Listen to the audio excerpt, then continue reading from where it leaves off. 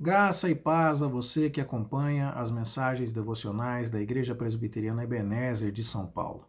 Hoje é sexta-feira, dia 12 de junho de 2020, Dia dos Namorados. E eu gostaria de aproveitar a ocasião para deixar a você uma palavra de reflexão bíblica que leva esta data em consideração.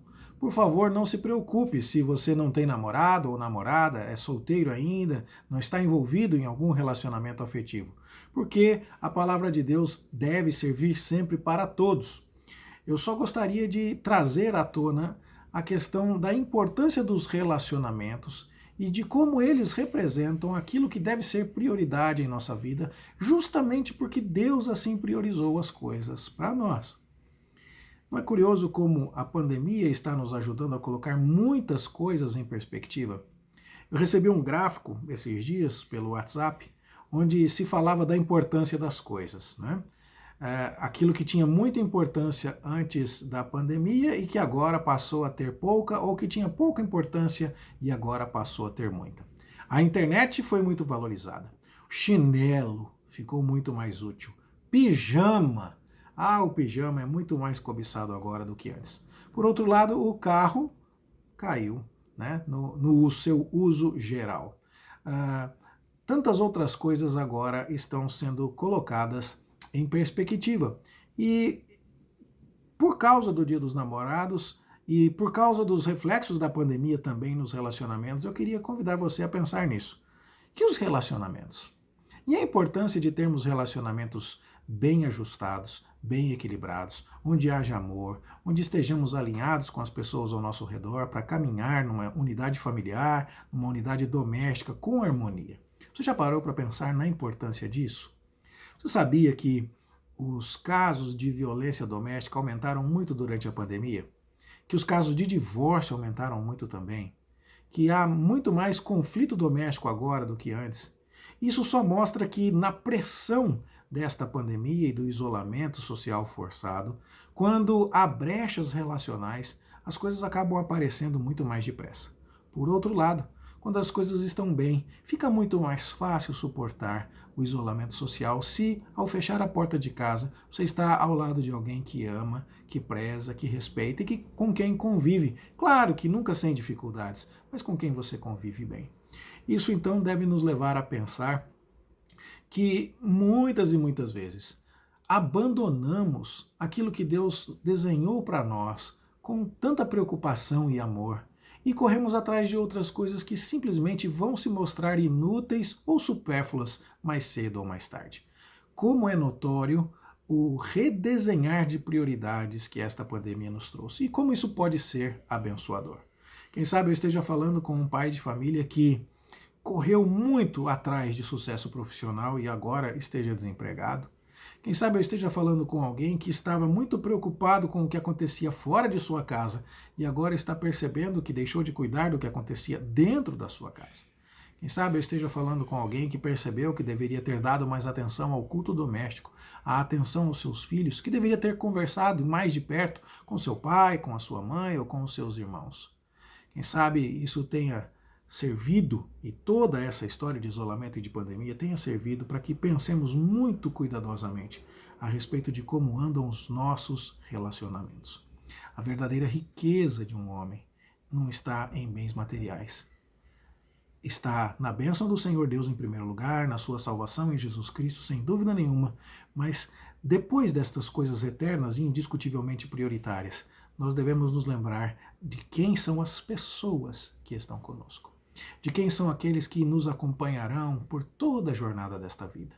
Nossos pais, nossos filhos, nossos irmãos, nossos cônjuges. E a minha oração é para que você se beneficie desta pandemia e desta data em particular, para prestar bastante atenção e avaliar a sua vida, se você tem realmente dado aos relacionamentos a importância que eles deveriam ter. Na escala de prioridades da sua vida, no seu coração, no tempo e no esforço que você dedica à manutenção deles.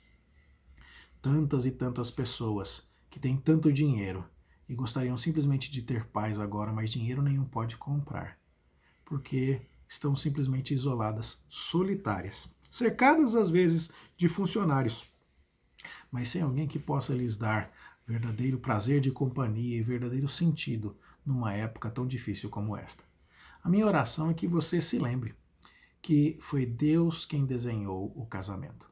Foi Ele quem fez o homem e disse que não era bom que ele estivesse só. Foi Deus quem fez a esposa, dizendo que ela seria uma auxiliadora idônea.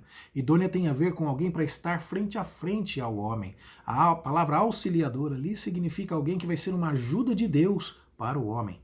Que quando o homem viu a sua esposa feita da sua costela, ele falou e falou em poesia. Lá na língua hebraica esse detalhe fica escondido no português, mas na língua hebraica dá para ver que Adão poetizou. Ele falou pela primeira vez, ele estava calado no relato de Gênesis e ainda falou em poesia. A Bíblia diz que os filhos são bênção do Senhor. A Bíblia diz que a comunhão dos irmãos, a fraternidade no lar, que os filhos ao redor da mesa, como rebentos da oliveira, são maneiras pelas quais Deus abençoa um homem que o teme. E a pergunta neste Dia dos Namorados, isolado, onde talvez você não possa levar a namorada num restaurante, onde talvez você não tenha a privacidade que você gostaria, porque está todo mundo, né, aí empinhocado dentro de casa. Mas a pergunta é, como estão os teus relacionamentos? A minha oração é que, se eles ainda não estão perfeitamente ajustados, que você procure no Senhor trabalhar por isso, priorizar isso.